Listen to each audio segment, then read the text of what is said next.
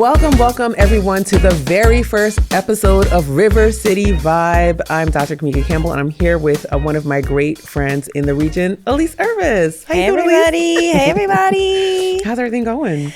It's a vibe. It's vibing. Things are good. Super vibing. Are you excited for our first episode? I'm very excited. Very excited. Yeah.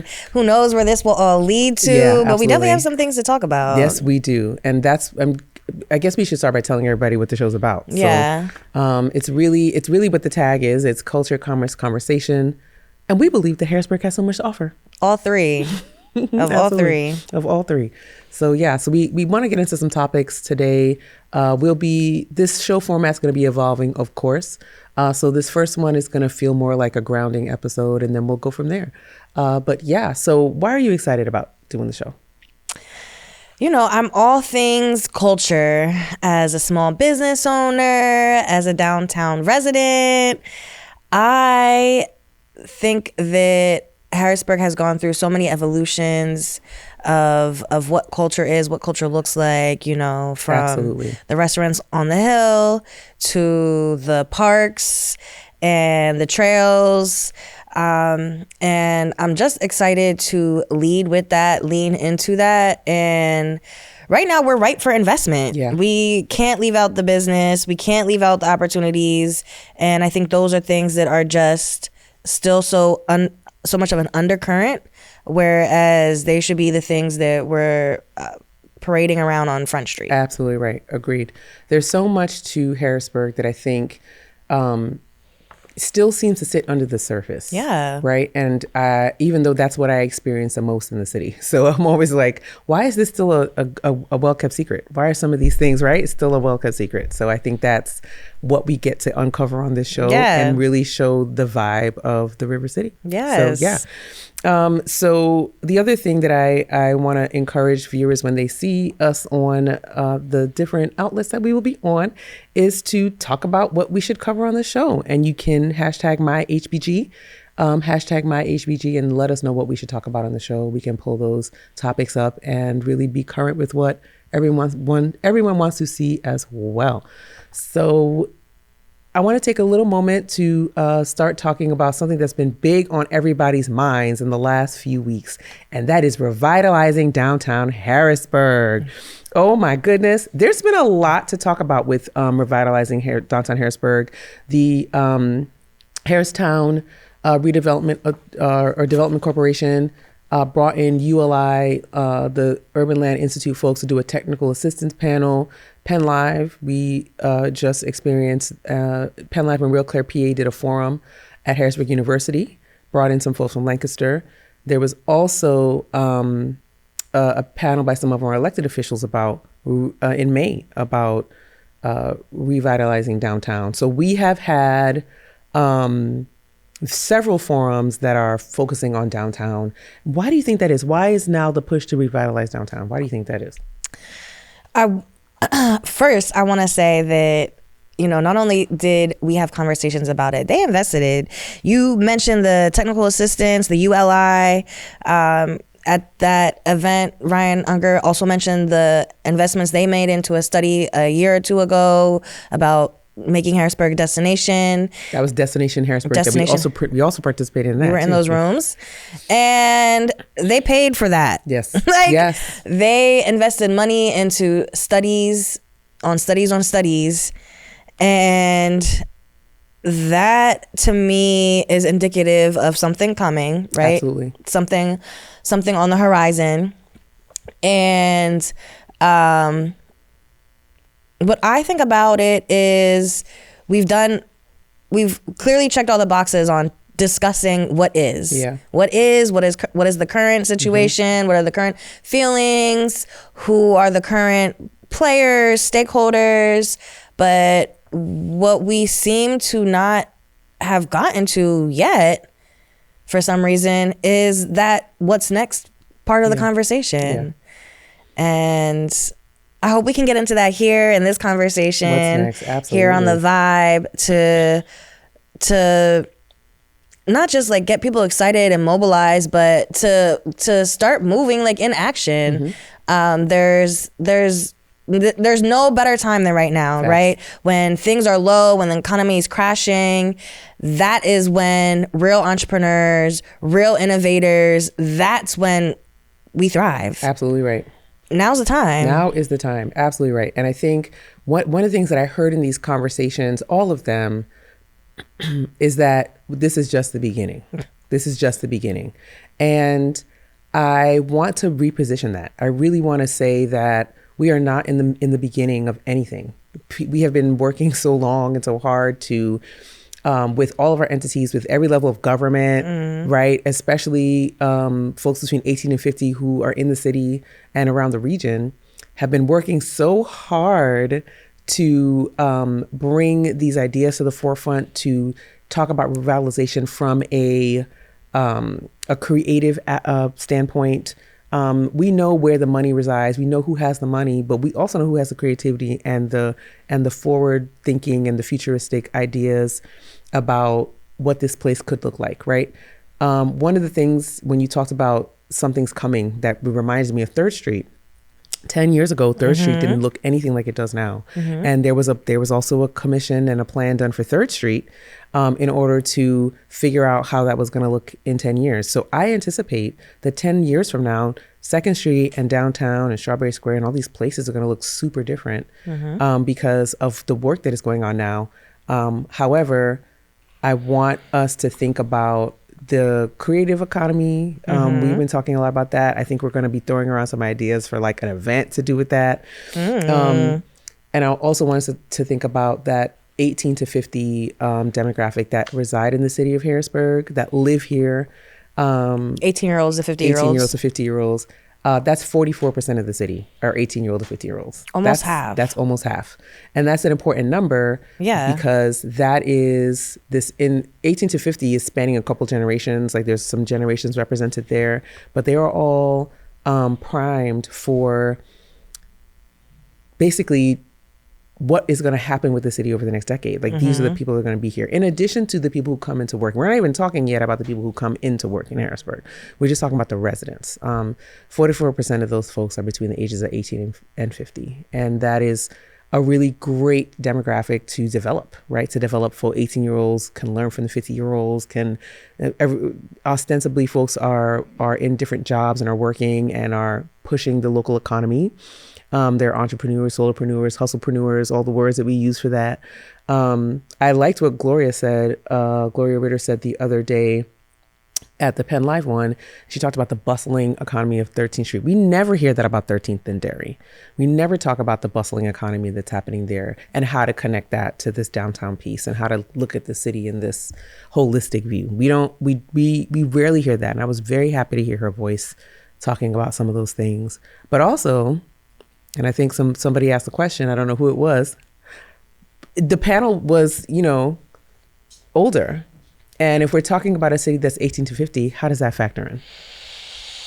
And one thing, folks who are watching, and make sure y'all stay with us because we are going to center the people who do live here. These conversations that we're going to have are really going to be about not the folks that come into town for work, but the folks that live, come on the weekends, play, their favorite coffee, their favorite brunch, their favorite dinner, dessert locations, they're here somewhere in the city. Those are the people that we're centering. I think it's really important. But I totally agree. I think that it's not a new problem, right? That intercultural communication, that intergenerational relationships, that they've suffered, and that technology is playing a major part in the potential increased disconnects, even within that 44% of our population, the 18 to 50. You think about the 18-year-old, you think about the 50-year-old at the both ends of the spectrum. And, we can immediately, I can come up with concerns, right? I can think of areas for improvement. Absolutely. And a lot of that improvement starts with conversations. So one good thing is that we're having conversations, that an entity like Penn Live put effort into convening, streaming, And streaming, yes, because we don't usually get the streaming. Yeah. So that was and that really room was good. full, and it was necessary. Yes. I don't think a lot of people heard about it. People can go back and watch it. I'm curious even how many folks doing business in Harrisburg knew who those individuals Absolutely. were. Does everyone know Gloria Merrick in LHAC? Does everyone know Sheila Dalford, Impact Harrisburg? I'm in banking and lending and still unclear on some of their roles, what some of them do, their entities do. Ryan Unger was there, Harrisburg Regional Chamber. How many of the businesses that exist in Harrisburg, I would be curious, what percentage of those businesses are part of that organization, are members of the chamber? And how often do those four individuals, though they're closer, how often do those individuals get together and talk about the future of downtown, the future of Midtown, the connectivity between Allison Hill and downtown, and that corridor? How often are those conversations happening? And if they're sitting on the stage and talking about, well, this is our beginning, it's concern. Those are points for concern for me. Definitely points of concern. And also, if we're talking about this being the beginning, what does that say about the work that's been done? Is it not valuable, right? What is the value of the work that's been done if we are beginning again every 6 months, every 2 years, every year? And so that for me is interesting because I actually thought one of the great points of that panel was the diversity that was represented on the panel. Seeing Miss Sheila, seeing Miss Gloria, seeing Miss Brad, seeing the two gentlemen. I think they both were from Lancaster, right? The one was from Lancaster, the other was from South Carolina. South Carolina, that's right. Seeing that diversity on the panel was good.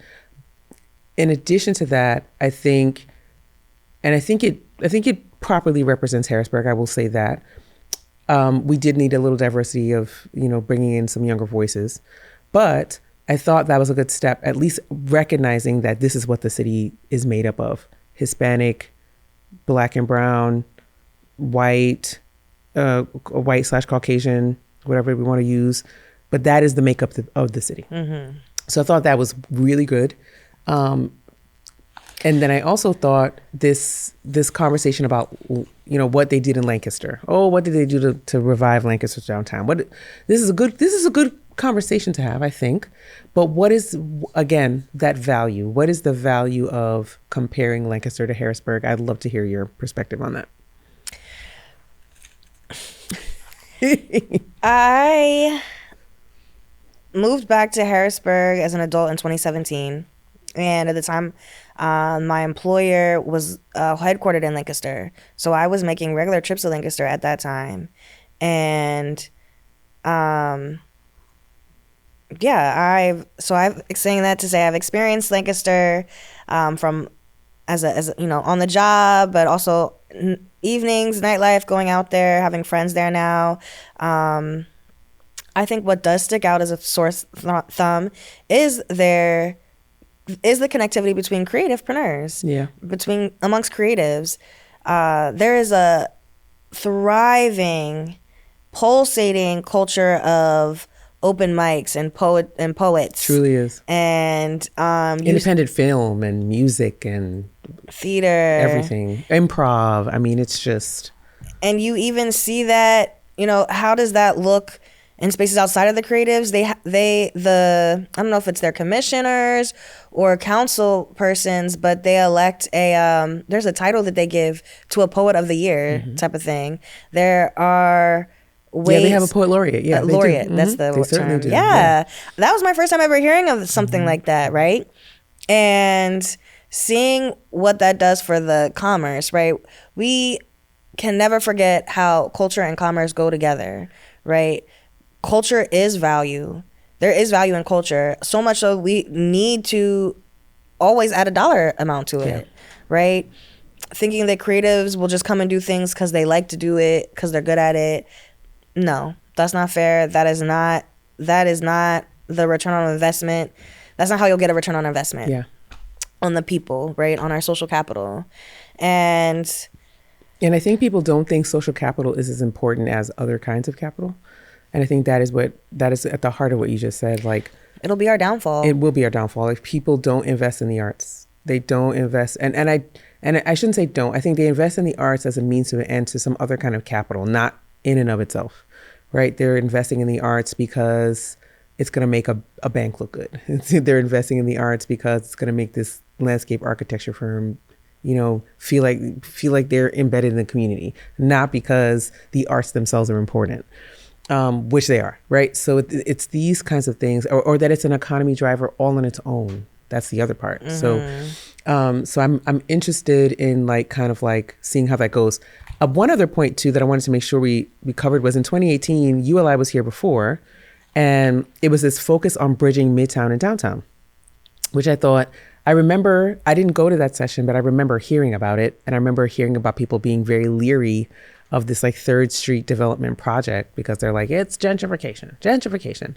But what I think is interesting is it feels very much like everything moved from 2nd Street, and now the life is on 3rd Street, mm-hmm. right? You've got Karma there now. You've got High Dive at the top of the street. You've got 0 Days at the corner of Forster and 3rd. Mm-hmm. You have Jazzy's Good Eats, and there was Queen's Barbecue there before. You have the museum is thriving now as well. You if you're coming up towards the top near the Capitol side, closer to the Capitol, off of 3rd Street, you have businesses. You have Elementary Coffees doing well. You have all these businesses. You have the Harristown Development Corporation building up that part of 3rd Street. However, it looks very much like stuff just kind of migrated over to 3rd Street versus this idea that you were connecting downtown to Midtown. And so I just wanted to mention that because I don't know why that is. I don't know why why that kind of migration happens.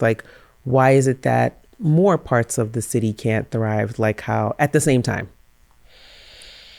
Yeah, I know it's a heavy question. Sorry. Yeah, made me remember a tidbit I got from attending that panel in person, which is a whole nother point to make is, the people who were there in person versus the people who were not, the people who did hear about it and were invited and registered early in advance for it to sell out and then be. But yep. I tried to speak with all of the folks on the panel and who were there to represent our city, and I asked about some of the city county funding that gets put out every year, and was told that next year, in the previous years, I guess mostly those focus has always been programming, and how next year we're moving into infrastructure. And that immediately made me think, from your perspective on did we really do that connectivity piece? Can people really, is it really fluid to move from downtown to Midtown? Yeah. But if that's what we're going in the direction of investing in infrastructure, that could be a solution then. Absolutely. What infrastructure does exist to help me get from 4th Street, Denim Coffee to the Capitol, to Elementary, and then over Forrester, right? Absolutely. Is there a trolley? Is there a bus? Mm-hmm. Is there the bike stops that they've made? Love that. Right? But more. And, there's space to be creative. There's space to be innovative. There's for sure space for investments and commerce to happen. But, we're here to give folks, that rallying cry. There's a reason that these little towns, Midtown, downtown, is just a few blocks. Midtown is just a few blocks. Not far. So we're neighbors. Yeah. I want us to rally around us being the same, and that similarity, that connectivity. I think it's so important because we're not leaving any neighborhoods out in these conversations. We're not leaving any neighborhoods out with investments, and every neighborhood needs some sort of commerce. Shopping for something. The way I had to go around about the city today to get some pharmacy, to get to CVS. If you can't get across Mulberry, it's an extra 15 minutes to get back out of the city. And coming back in, we went right back down and accidentally tried to come down Mulberry, had to loop back around. you know, those small corridors are important. And I should have been able to stop by somewhere and get a coffee on my way here. Yeah. I should have been able to get a donut or a bagel, right? I want more of that. I want more of that. I want more of it. We do. And the city can sustain it. I think there's also a kind of weird idea that I've seen. And people are like, we can't sustain all this. Yes, we can.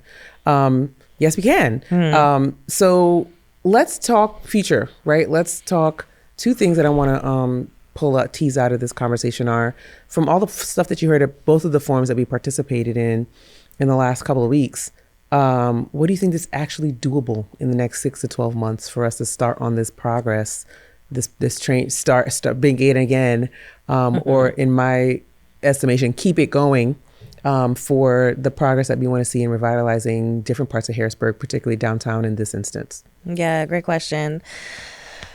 I don't want to overuse that C word, coalitions, because we create them when we need to, and then it's like, well, what is it? Who's on it? And when's their next conversation?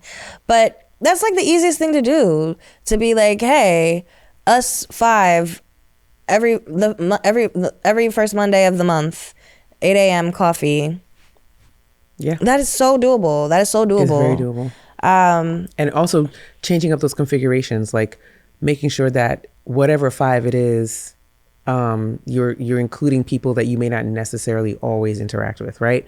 Like if I want to learn from, I'm always going to use Brad as an example. If I want to learn from Brad, but I don't interact with Brad, maybe coffee is an easy entree into that space. So that way you are having conversations with someone who is deeply embedded in the development structure in the city. Having coffee with Gloria Merrick, she actually was like, we should get together. And I've never had coffee with Gloria, and we've all been doing this like circular kind of work adjacent around each other, right? So this adjacent work. So I think that is a great point. I think at least forming these small coalition groups and hopefully working to, I heard that as a suggestion at the Penn Live one, maybe we can restart some coalition group. I think it was probably Ryan who mentioned it. He was like, oh, we're going to work on bringing together coalition. We did that once with YPOC. Shout out to YPOC. We did HBG Leads, and we brought together a bunch of community leaders and business owners to talk about the state of the city and the things we wanted to see and how to get through different issues. I think one of the things I want to see in the next 6 to 12 months is a true grievance resolution process for these old, long-standing conflicts that we know exist that nobody wants to talk about, right? Like, I think that'll help us be able to work together. Yeah. Something that's for sure happening in the next 6 months is we will know who our mayor will be for the next 4 years. Yes. And, you mentioned us having these conversations coming up throughout the primary elections, and hearing different elected officials, even candidates' perspective on what it will take to revitalize and what visions they had to do so. Most infamously so, Louis Butts. But shout out to Louis Butts too. Shout out to Louis Butts and the work that he's done. The river is always moving, and it's wet because it is. It's still wet, y'all. Still wet.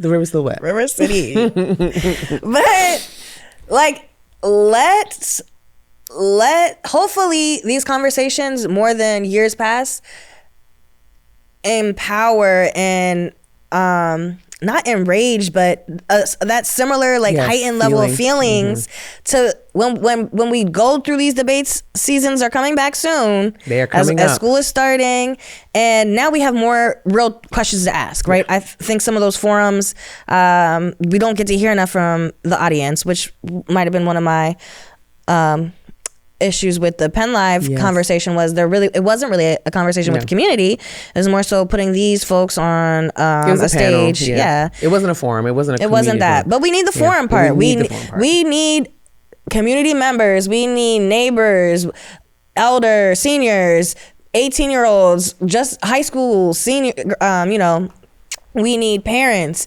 We need nonprofit leaders. We need the business owners. We need folks to position themselves on the other side of those stages at the mic, asking the questions, asking the follow-up questions, knocking on the doors, sending the emails, making the calls after these type of forums and panels and community conversations to go have that one-on-one and be like, listen, This is what they said. They said creatives are the future of our economy. That's what they said at the panel. That's what they said. So Brad, right? What creatives are you working with? Shout out to your relationship with Sarah. What else? What more? What else are we doing? Sarah Bozic, a creative. Look what that did for the relationship for downtown improvement district. Yes, and for Harrisburg and for Strawberry Square and for Soma. Look what it Big did. Things, absolutely. She's a creative. She's an influencer. That is who she is. That's right. That is what we need to see more of. That is what we need to demand. So facts. That's what I'm hoping can happen in the next 6 to 12 months. It will provide the confidence to voters to get out and vote, to be involved in their community. Yes. Like be a part of the fabric of it. Like I feel like it's energizing, right? Yeah. To see that your elected officials, your city, leaders are invested in the future in a way that involves you. Yes. That puts you at the center as a resident of that entire equation, Like I like the catering to businesses that we do because we know businesses serve the people, but also the people though. Like we gotta do that part. Now we've been talking about this for a long time, but I do have one more question. Okay. If we say 15-minute Harrisburg, what does it look like for you? Because I know you just started talking about it. She's like, I should have been able to get a cup of coffee on the way here. I should have been able to do this.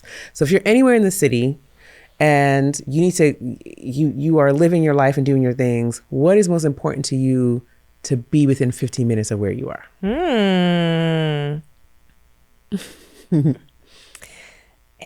Yeah, that is a great question. I would love to see if we could get that out and get some intake from folks. But, I've had the privilege to live in different cities. I've lived in New York City. I've lived in the Bronx. I worked in Wall Street. I've lived in Philly, North and South.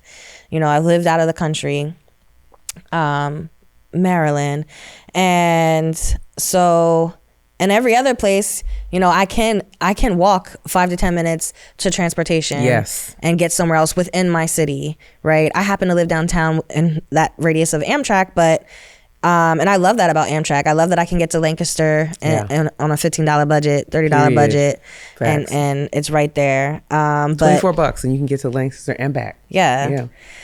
But yeah, it's a lot of that. It's a lot of the little things. It's a lot of little things. I want to be able to walk again to a Wine and Spirits. That's gone from downtown. Yeah. I gotta go all the way to Steelton now. Third Street's so far, yeah. It's so far. I mean, Third Street, but it's only open till 6. So like if you work, inconvenience. Yeah. And then I'd like to be able. The pharmacy is for sure a problem. Pharmacy is a big thing, huge thing. I want to be able to walk to a grocery store, right? I want to be able to walk to veggies and fruit.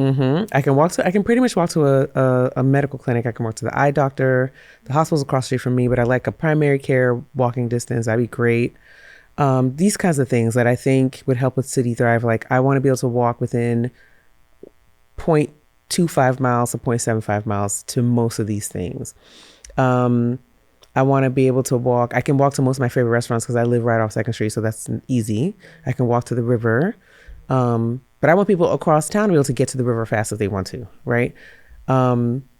I know there's a Market Street bus. I thought that went down Market Street for a while, but it's very infrequent and it doesn't really take you. Like if you wanted to go right to the river to go to an event, that's not something that exists in that way, right? I'd love to have. I think about this all the time. I saw this question asked in another forum in another space, but I loved it because I'm like, that really contextualizes the city for people. Like folks don't think about what the city can do for them in that way. They think about it like, well, I live here and that's cool and I'm here, and we do have some amenities, but what would enrich my life is having some of these regular everyday things within 15 minutes of me in a small city that we have. So those are some things I would think about. Pizza shop even. Pizza now shops, the pizza shop, I have to walk a while to get some pizza. Well, I mean, Palumbo's is there on 2nd Street. They're there. I like diversity in my pizza too. You know what I'm saying? Yeah. And Nico's is not open that many times in the daytime. So their pizza is if delicious. It was, yeah, I'd be there. And not saying that Palumbo's isn't. Shout out to all the pizza spots, but I think that having this diversity of food and things is really great. I'm a big foodie, and I think Harrisburg has great food. and when we can keep our restaurants open, right? Like we have amazing food here. I'd like to see some. Sorry. No, go ahead. I'd like to see some state officials. I remember I was driving out still in the street the other day, and I see Dave Rep Madsen's office out there. Yeah. And I don't pass too many. And I thought to myself, when was the last time I passed a representative's office? Do they have offices? I don't know. So because the capital is in Harrisburg, okay, they could be, but they don't. I don't think people think about it that way. They're like, oh, they can just come to my Harrisburg. People think the capital is another country most of the time. Literally, like they feel like it's so far away, even if it's literally in their backyard. And so I don't know, some kind of more community engagement, or at least community facing things, pop-up office hours for our reps that are within walking distance would be amazing. Would be amazing. Mm-hmm. That'd be great, especially because now we have 2 reps that serve Harrisburg. So like they could even, explain how that works, because people don't know. And that's a relatively new change since 2022. Yes, still very new. For a lot of people. So so I think we've exhausted that topic, and then I'm pretty sure we're running out of time. But I do want to talk about this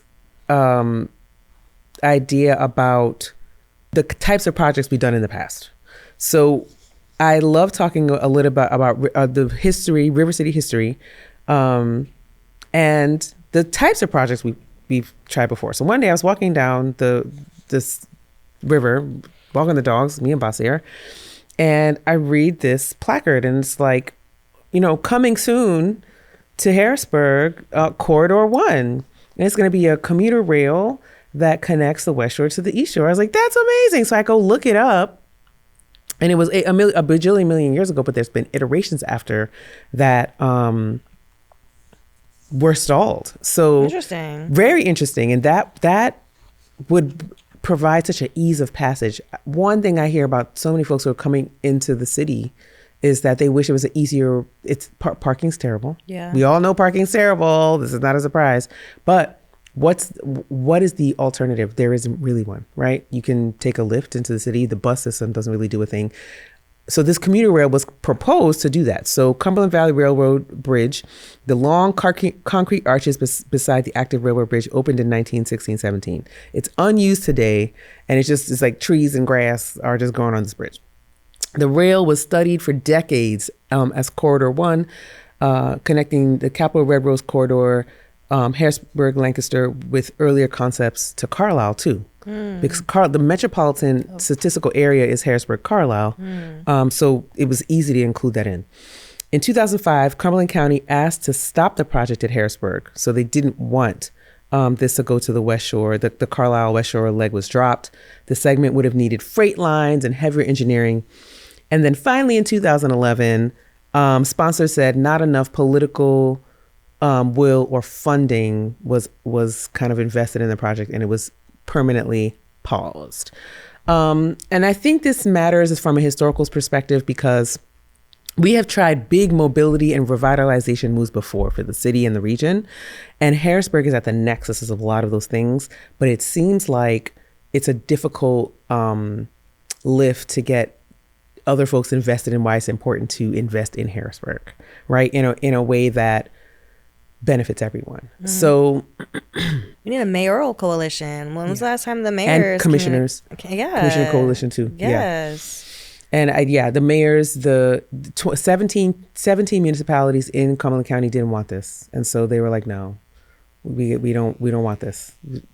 Kibosh, But how do you satisfy the what's in it for me for projects like that? A revitalized downtown Harrisburg helps the entire region, right? Especially when most people who are coming into Harrisburg to work are working in downtown Harrisburg, right? So how do we think about that in a way? I'm not saying we're going to revive the Corridor 1 project, but I'm saying projects like that get stalled because I believe people don't see the value, right? The regional value in investing in something like that. Like the return on investment is enormous, but how does that get quantified, right? I don't know. That's good. That's what I hope our perspectives grow, that, as much as we're centering and focused on Harrisburg, but seeing ourselves as the nexus, right, and positioning ourselves as such, we can bring all of these different corridors together in a way that none of them can do for our region like we could. Yeah, absolutely right. And then, let's talk about what's popping in Harrisburg. Let's talk about stuff that we know. Yeah, like this is there's something about Harrisburg to me that always makes it feel like it's up and coming, but I want to really position it like we have arrived. Harrisburg's here. We're here. We're in the present. We are going into the future, and I'm excited about what it could be. One of the things that I think that's popping right now, to shout out Sharky again, is the river. There's so many great things that have been happening on the river. I don't know if you got to go to any of the concerts that were happening in the last couple of weeks, but I know you did Cultural Festival YPOC. I went to the Damian Marley concert. This is probably one of the best summer cities I've ever lived in, and this summer is showing exactly why. It really did. Yeah. In August, all the back to school events. Yeah. Between June, that's the thing. We should definitely, all of the free concerts and the Reservoir Soul concert. Oh my goodness. What that did for Harrisburg? Music Soul Child, they were like, this is the best that we've seen in a long time in that park. Raved. People enjoyed. People were outside. All they needed was a lawn chair, a blanket, umbrella. It was no cost to the community. People could come from all over and enjoy a notable Our artist. parks can hold it. The riverfront held it down. Yes, they did. Reservoir Park always holds it down. Always holds it down. That's right. So beautiful. I mean, yeah, like I was so sadly out of town for Music Soul Child, but it was... All I heard was, "Where are you? Why aren't you here? You should come to this." I'm like, "I'm not here." I heard a lot of, "Why don't we do more of this? Yes. When's the next one?" That's right. When's the next one? Harrisburg is a perfect summer city. Starting with all the things we did for Juneteenth, this is totally popping as well. Even with some rain, the parade, all the things that we manifested, kicked off the summer, I will say. And kicked it off in a big way, big way. And so like watching just the city flourish, Capona's coming up. That's going to be amazing. Yep. I love going to Capona. There was India Day at Hack. Like all of these things are happening in the city limits. And one of the things that I hear about our city all the time is, oh, well, Harrisburg can't handle all that. They don't have the infrastructure. I don't understand this conversation. Yes, we do. And we are proving it every single event that we do. So I can't wait to see what the rest of the summer holds. I know there's a lot of stuff on the city calendar. There's lots of stuff on our calendar, our respective calendars as organizations. And I am super excited to see what the rest of the summer holds. The riverfront was really just so picturesque, What else has happened in the city that's coming up that I think we can shout out? Let's see. There's a lot, but I don't know. There's a ton of things coming up. I mean, we want to let's shout out everyone heading back to school, all of the parents and the teachers and the kiddos. All the first day pics was flooding my timeline. And they're my favorite. Yeah. I love first day of school pics. My nephew's in 5th grade and he's my height. I'm confused. He's what? Oh my God. I'm so confused. I love the back to school pics. I love seeing the fits. I love seeing the kids repping what school they're going to. I love seeing... my favorite event that's coming up is the 500 men greeting. Now I think it's 500 people greeting because the women get to do it too. Oh, okay. Shout out to Floyd Stokes and others who pulled that together. Floyd. And we greet the kids and they are so excited. We literally stand outside the school and like clap for them as they come in. And it puts a smile on everybody's face, and they are hilarious. The kids are so funny because some of them will like start pop locking and dropping and dancing and stuff. They're just so excited that somebody's greeting them. And also they're showing off their outfits. So it's very cute.